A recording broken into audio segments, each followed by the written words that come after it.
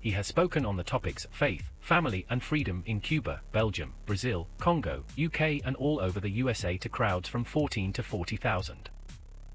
International leadership speaker, trainer and coach.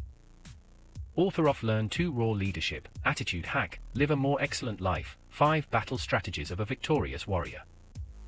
2021 President's Lifetime Achievement Award recipient. Founding partner of the John Maxwell team. Toastmaster International Speech Competition semi-finalist. Founder of Tell It Like It Is TV, ThatGuyRocks.com and ThatGuySpeaks.com. Creator of Story Power TV, Transforming Grace TV, and Leading Leaders Podcast. Producer of 4 TV programs and podcasts for Liftable TV and World Trumpet Television as well as multiple social media channels. Please help me welcome J Loren Norris. As I was writing the text that goes in the description of this particular lesson, I stopped for a definition. I asked my digital device to give me a definition of a word that I wanted to use. And as I got my definition and went back to my screen to finish my typing, all my brilliance was gone. Poof! Nothing. Nada. Everything I'd been writing for the last 20 minutes, just gone. I worked so hard to massage those words, and you know what? I got an attitude. And that's what I want to talk about in this episode of Leading Leaders. Subscribe now for our extensive video library of leadership lessons promoting faith, family, and freedom.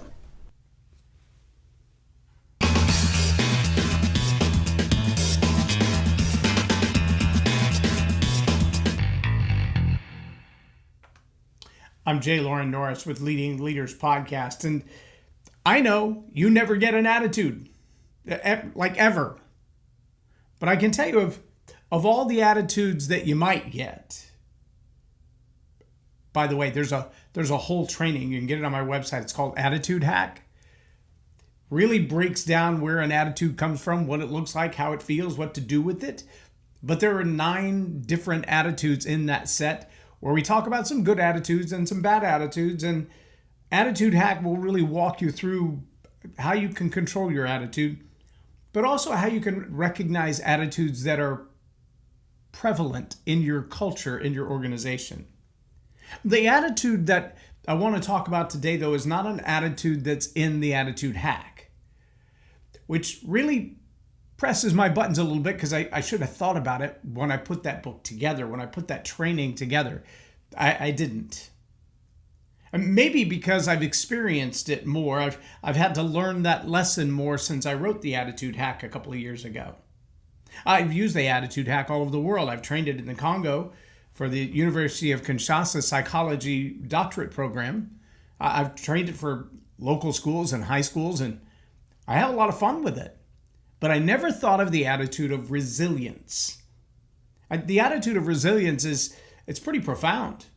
It really is. And when you look at from Thomas Edison to Bill Gates to Steve Jobs to Elon Musk, some of the biggest names in the history of success, Dale Carnegie, Andrew Carnegie, the Morgans, JP Morgan, S.R. Chase, I think that was his last name.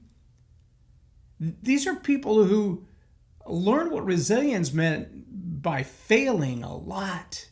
Thomas Edison was asked one time, how long did it take you to make the light bulb? I mean, how many tries to make the light bulb? He said, I had one successful try to make the light bulb. I found 10,000 other things that were not light bulbs, though, along my path to discovery. Let me say that in another way. I failed a lot before I got success right. I don't know anybody who has great successes with no failures. You just don't get there that way. Here's what I do know, though. People who have a lot of success can tell you about many of the failures that brought them this close to quitting. Oh, what's the difference? Well, a leader who has the attitude of resilience has that stick-to-itiveness, that ability to say, I'm going after it no matter what, like a pit bull. I have I have an Irish doodle. She's determined sometimes to get her ball out from under the couch. She's determined to get you to play with her. She will bring a toy and throw it at you if you won't. If she watches you ignoring her long enough, she will throw the toy herself and go get it. She is that determined to play. She will jump in my lap. She will jump on my shoulders. She will climb like a cat to make sure that she gets my attention. She has figured out that if I'm checking emails or watching a video on my phone, that her nose is just sufficient to cover it up, and if she licks it, it will change pages. Yes, that dog is determined. Not like a pit bull. You know, they've got that bite clamp pressure on their jaw that once it locks in and that little bone clicks in their jaw, you almost have to injure them to get them to let go. That's stick-to-itiveness. That's that determination that says, I'm going to get what I want, I'm going to get my way, I'm going to get through this, and I'm not going to quit until I do. The stick-to-itiveness, the determination to see something reach its completion. Well, that's part of the attitude of resilience. But there are some other things that go into the attitude of resilience that every leader must learn to master. Little things, character things, like the ability to listen to the worst criticism in the world, the things that demoralize, the ones that call into question your very character, maybe your identity, that make you wonder, was I even supposed to be born? And at the same time, hear people pat you on the back and lift you up and give you awards and point to your successes and go, look how awesome and wonderful you are. And maintain the character quality that says, whether they hate me or they love me, I will stay the course. See, that's a major character issue. And a lot of people, when they start getting the criticism, they go off track. They try to fight their way back. They look for the approval of the people who are criticizing them. They want the love of the haters. Why bother? But then there are also those that they believe if they can convince the haters to love them, that they'll have more adulation, more appropriation, more praise, more things will come their way if they convert the haters to lovers. There are international political policies written under that false conception of human relationships. If I just get my enemy to love me, then my enemy will no longer be my enemy, they will be my friend. Very seldom does that happen. Oh, you can win some over, and you can build a loving relationship with people, and you can even, as religious text would say, love those who have declared themselves to be your enemy. That doesn't necessarily mean you're going to win them over to loving you, though. Loving your enemy doesn't always make your enemy your friend. In fact, in The Art of War, another ancient text, you find that the friend of my enemy is my enemy, and the enemy of my friend is my enemy. And the enemy of my enemy, that's my friend. If you don't understand the dynamics of those relationships, it's going to be hard to move forward with resilience, because understanding human emotions, that's part of the nature of resilience. You've got to understand the haters and what their motivations and intentions are. And you've got to understand those who praise and flatter you, and understand what their motivations and intentions are, because they're not always good. Sometimes it's their own nefarious intent, their own selfish gain that causes them not to hate you, but to praise you. And if your character is such that you don't recognize one from the other, that you don't see through the veil of their intent, chances are you're going to be misled. You're going to be led down a path to think, well, they're all my friends. They all care about me. They all want to see me succeed. Well, sometimes they want to see you succeed just enough to fail. They want to see you rise far enough that when you come back down, it's fatal. You know, I watched a little windstorm that went through looked like a city park gathering, like an outdoor concert, like maybe 4th of July or something. And this little windstorm went through, and it started picking up tents and throwing them all over the place. And people's picnic baskets were flying all over the place. And there was one particular point where a guy was trying to hold his tent down. He was holding onto the corners of his little pop-up tent. and the wind started to pick it up.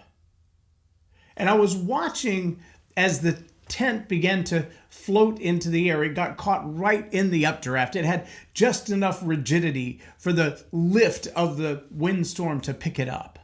Now, this wasn't a tornado. It was maybe a 20 or 30 mile an hour wind. It wasn't a big deal, but it was enough to lift this tent in the air. And I watched this man holding on to the tent at 4 or 5 feet off the ground, at 10 or 15 feet off the ground, at 25 feet off the ground. And I'm thinking to myself, when does he make the choice to let it go? It's a $100 tent, dude. You're now 25 feet in the air. It's going to cost you way more than that to get a cast on your leg when you let go and fall. Now, the video didn't show it long enough. I don't know if he flew off with that tent and landed in Kansas somewhere with Toto, or if he went up another 5 or 10 feet and then let go, or if the wind finally let him go and he and his tent came down safely. I do not know the answer to that question. But see, a lot of people would look at that and go, he's resilient. And a lot of people would look at that and go, he is unwise. At what point do you let go and realize the failure isn't losing my tent? The failure is losing what I can't recover. The failure is losing what I can't recoup. Let me tell you a little something about resilience.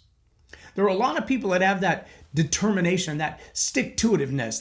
They want to hold on for dear life no matter what. They forget the haters, forget the adulation, forget it all. I want my success. I know what I want and I'm going for it until I get it. And the problem is there's a place where you got to cut bait.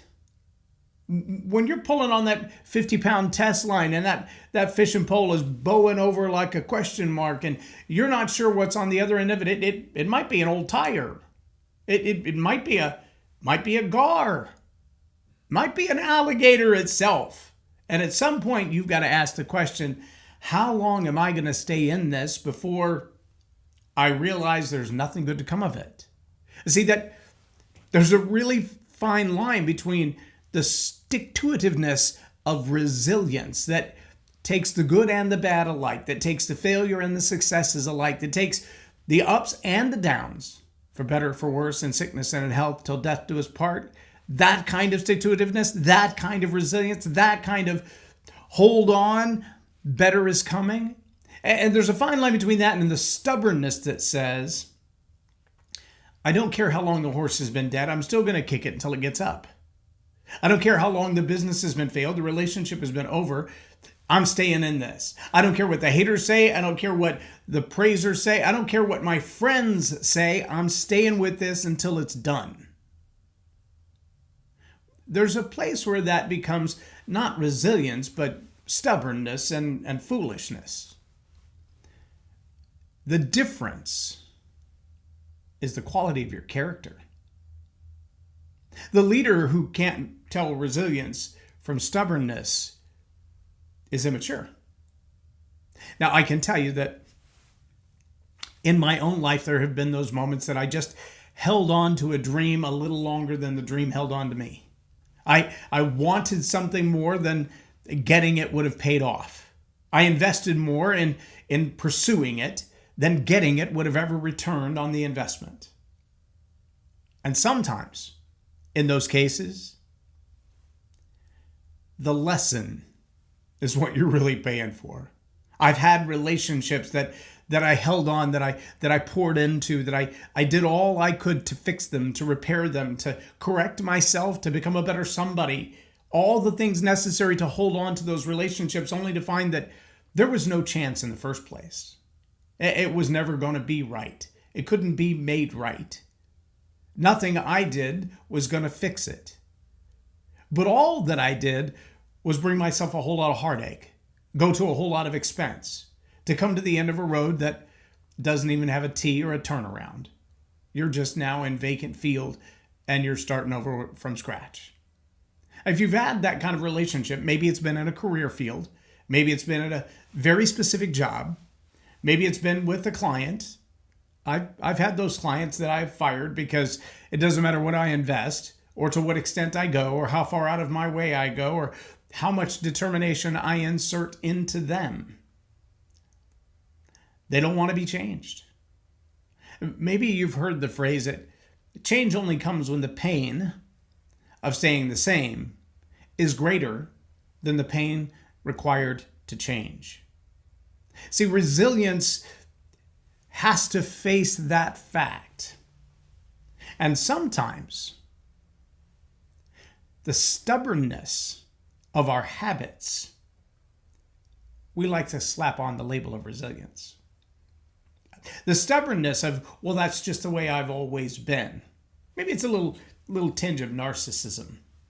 Maybe it's my way or the highway. Maybe it's, well, that's just the way we've always done it. Old cultures, old religions, some that, well, they don't serve us any longer. Some habits, some relational skill sets that, well, they failed every time we've applied them, but we just keep applying them. There are a whole lot of, well, let's take one for an example. Children should be seen and not heard. Okay?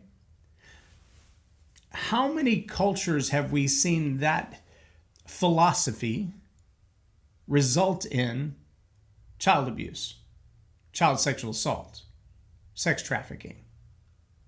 Well, when children don't have the right to voice what they're experiencing, that doesn't make them resilient. That makes them victims. There's a difference. The stubbornness that says, this is the way it has to be, this is the way it has always been, it's not going to change. That kind of resilience resists the change that's necessary. That's not the kind of resilience that I'm talking about. People will say children are resilient. Well, to a degree, it appears they are. Their bones are softer, they don't break as easy. Their heads are softer, they don't break as easy. Or do they? See, what we know now, Bruce Lipton, Joe Dispenza, Caroline Leaf, Dr. Daniel Amen, all of the top neuroscientists in the world, Brene Brown, the list goes on, will tell you that between the age of 1 and 7, the human brain is molded at the subconscious level in a way that is almost impossible to undo. Or those ideas, those notions, children should be seen and not heard. The lack of respect for a young person's opinion because dad knows best. Those axioms are often true, and I don't want to poo-poo them completely, but I will tell you that the idea that a child should sit down, shut up, and pay attention hasn't always served us well in the later years. The idea that if a child, specifically a boy, acts rambunctious and rough and tumble and wants to get outside and run and jump in the dirt and play with things that look dangerous, that we should sedate them and tie them to a chair in a classroom and put them in special classes and label them with some kind of disorder because they're acting like boys were made to act.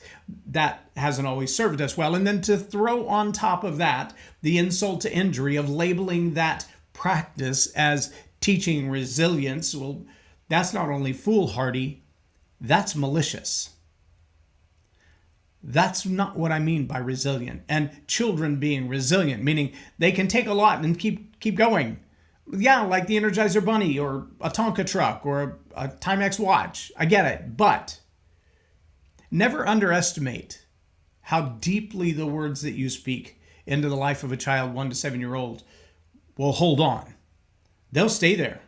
You'll hear them again at 47, at 57, at 67. Those same words that mom and dad and the neighbors and the teacher poured into that child between 1 and 7, the same silliness they heard from various social media platforms, the same absolute lies that have been shoved into their brain. That we may say they're resilient because we don't see the effect right now. What does resilience mean? It means you hold on for a long time. Sometimes those bad ideas, they sit there for decades, and then they come out in the classroom again when this young person's a teacher.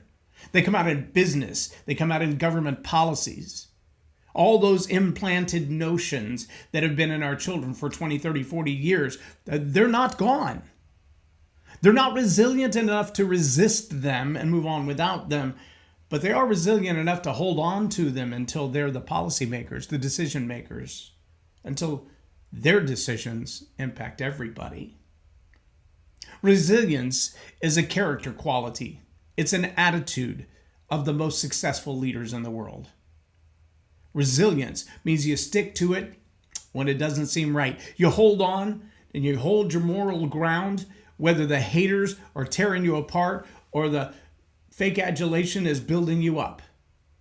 But you stand your ground with the moral character and quality to say, I don't make my decisions based on the haters or the adulators.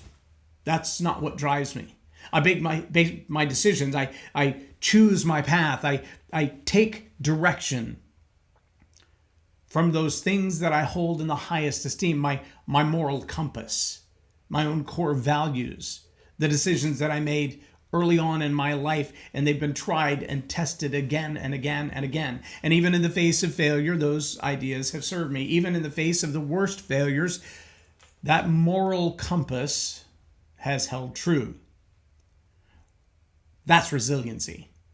That's the attitude that every leader who succeeds will possess. The ability to stay determined when it looks like all the odds are against you. When you're staring down the barrel of your worst failure and thinking, I will stand my ground. I will be loyal. I will be faithful. I will finish what I started until I have better insight. And then you have to go back to our last lesson where we talked about that idea of being willing to listen to somebody else's idea. Being willing to step back and go, I defer. Deference. That character quality to admit, I don't know everything. I will try with all my might to succeed. I will move on through every failure, through the praise, through the haters. I will keep going no matter what until I have better insight, until I have better information, until I have proven that it will not work. Then I'll try something else. But I won't be like the guy holding on to the tent at 5, 10, 20 feet in the air wondering, when is the right time to let go now? The right time to let go was when the tent pulled your feet off the ground. That was the right time to let go. 5 feet in the air, now you're taking a risk. 20 feet in the air, now you're taking an incalculable risk. You have no idea what you're going to land on. And if the tent can pull your body in the air, can you even get to the ground from here? See, these are all questions we don't have the answer to. And at some point, resilience doesn't pay off. At some point, you got to cut bait. Is that a fish? Is that a tire? Is that an alligator? If you don't know, you probably should make a different decision. Don't be resilient to the point of foolishness. But when you have an attitude of resilience that says, I will stick to it, I will hold my moral character, I will stand my ground, I will not let somebody else's opinion sway my belief or the application of it. That resilience, that'll have some payoff. And that payoff almost always looks like success. That's my challenge to you. Have that attitude of resistance. That attitude of resilience. What is an attitude? It's what you think about how you feel and how you feel about what you think. And when you can manage those two things, because they're both choices, you can choose to feel consistently resilient in the face of the toughest challenges. And you can think through, what does it mean to be resilient when you feel like quitting? It's your choice. Success is the payoff. Stay with it. I'm J Loren Norris with Leading Leaders Podcast for Tell It Like It Is TV. Have a blessed day. Loren is a master teacher on storytelling, and I learned so much. I'm really going to have to sit down and go back through everything, and I think I might have to have some more coffees with Loren, but it was totally worth my time, and I really highly recommend it if you're looking to grow your ministry, grow your business, grow your career. Loren will serve you well. Thank you.